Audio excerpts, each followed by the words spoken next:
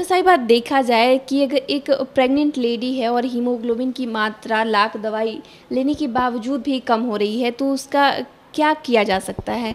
क्या कारण हो सकता है? धन्यवाद।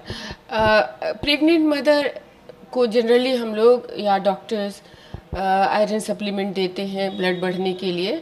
क्योंकि होता क्या है कि एक तो हमारे देश में या पूरे संसार में ही सोच लीजिए, गर्ल्स और लेडीज़, हमको लगता है 99.9% लेडीज़ अनिमिक होती हैं, इसलिए कि उन्हें प्रति माह मेंस में जो ब्लड लॉस होता है तो उसका जो क्षतिपूर्ति है, उसकी जो क्षतिपूर्ति हो प्रॉपर ढंग से नहीं हो पाती है। फिर भी लगभग एवरेज हीमोग्लोबिन लोगों में रहता है और होना चाहिए। होता क्या है कि जब प्रेगनेंसी होती है तब ब्लड का डिमांड बढ़ जाता है। एक तो है बच्चे के लिए ब्लड चाहिए, आयरन, उस ब्लड के सारे कंपोनेंट उसमें खर्च होते हैं। दूसरा है कि जो प्रेग्नेंट मदर्स होती हैं तो उनका जो ब्लड का वॉल्यूम है, शरीर में जितना ब्लड रहता है नॉर्मली, उसकी अपेक्षा वो ज़्यादा, उसकी में पानी की मात्रा ज़्यादा हो जाती है, इसलिए ब्लड का वॉल्यूम बढ़ जाता है, लेकिन हीमोग्लोबिन एज सच नहीं बढ़ता, इसलिए हीमोग्लोबिन की कमी दिखाई देती है। तो एक नॉर्म्स है कि 11 से 12 ग्राम अगर हीमोग्लोबिन प्रेग्नेंट मदर को हो, that is said to be normal for the pregnant mother. लेकिन कभी कभी ऐसा होता है, नॉर्मल रहने पर भी हम लोगों को आयरन और विटामिन का सप्लीमेंट देना पड़ता है, ताकि जो खर्चा जो बढ़ गया है उसकी पूर्ति हो सके। और खाने पीने में भी साग सब्जी इत्यादि जो आयरन के सोर्सेस हैं उन पर ध्यान दिया जाता है। तब है कि कभी कभी किसी प्रेग्नेंट मदर्स को आयरन सप्लीमेंट या हीमोग्लोबिन बढ़ने के लिए दवाइयाँ देते हुए भी हीमोग्लोबिन नहीं बढ़ता है। तो कई कारण हो सकते हैं। कुछ साधारण कारण हो सकते हैं, कुछ असाधारण कारण हो सकते हैं।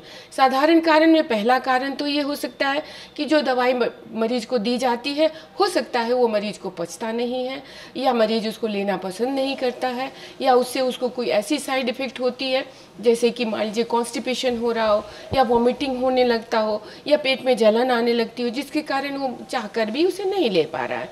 तो इसका पता लगाना चाहिए। तब उस स्थिति में हमें दूसरी तरह की दवाई देनी चाहिए। और हो सकता है कि पहले तो मुंह से ही आयरन देते थे खाने के तौर, मैंने दवाई के तौर पर, खाने वाली दवा के तौर पर, लेकिन अब हम लोग नस से भी आयरन दे सकते हैं। तो वो उसके शारीरिक तकलीफ को से बचकर वो सीधा उनके खून में जाता है।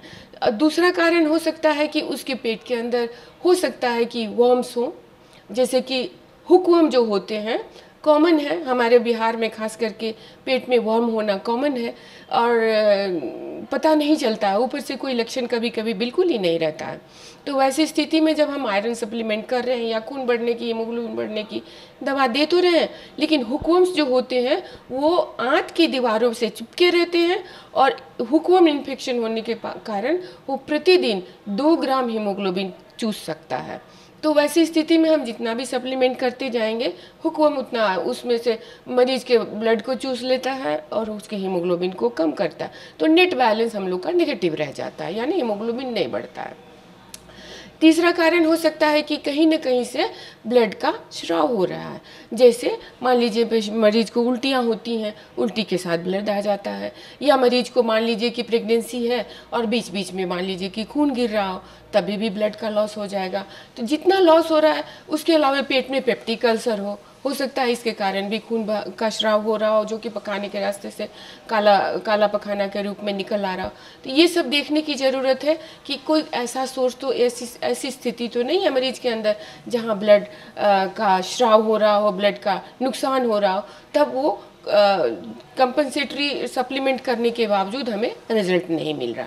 और उसके अलावा कुछ और भी कारण हो सकते हैं, जिसमें कि कुछ इस तरह की अनीमिया है, जैसे हीमोलिटिक अनीमिया हो या एप्लास्टिक अनीमिया हो, जिसमें कि हम ब्लड हीमोग्लोबिन के लिए सप्लीमेंट करेंगे पर हमारा रिजल्ट नहीं मिलेगा। वैसी स्थिति में ब्लड की जांच करानी पड़ती है, बोन मैरो की जांच करानी पड़ती है। एक और बीमारी है थैलेसीमिया, जिसमें कि ब्लड जो बनता है वो एक तरह के अबनॉर्मल तरह का ब्लड बनता है, नॉर्मल हीमोग्लोबिन नहीं बनता है। वैसी स्थिति में यदि हम उसको आयरन सप्लीमेंट दे रहे हो, हीमोग्लोबिन बढ़ने के लिए बहुत कोशिश कर रहे हो, तब भी उसको बिल्कुल ही नहीं बढ़ेगा हीमोग्लोबिन। तो वैसी स्थिति जब हो तब हम उसका हीमोग्लोबिन प्रोफाइल कराते हैं, यानी थैलेसीमिया के लिए इन्वेस्टिगेशन कराते हैं।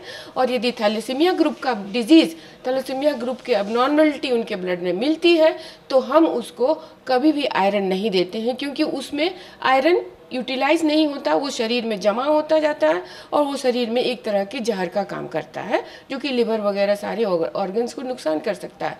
अब थैलेसीमिया में फिर ब्लड कैसे बढ़ाना है, तो थैलेसीमिया के मरीज जब डायग्नोसिस होती है तो हम लोग उसको ब्लड ट्रांसफ्यूशन देते हैं, ताकि उसको डायरेक्ट ब्लड मिल जाए, क्योंकि ब्लड की ज़रूरत बढ़ी हुई है और ब्लड तो देना ही है, ब्लड का लेवल पूरा होना चाहिए। अदरवाइज़ क्या है कि जब डिलीवरी होगी और ब्लड लॉस होगा तो फिर मरीज, यदि ब्लड की कमी रहेगी तो और कमी में चली जाएगी और मरीज का कुछ अनवांटेड रिजल्ट भी आ सकता है। तो ये सब चीज़ें हैं जिस पर ध्यान देना चाहिए ताकि हीमोग्लोबिन को मेंटेन किया जा सके।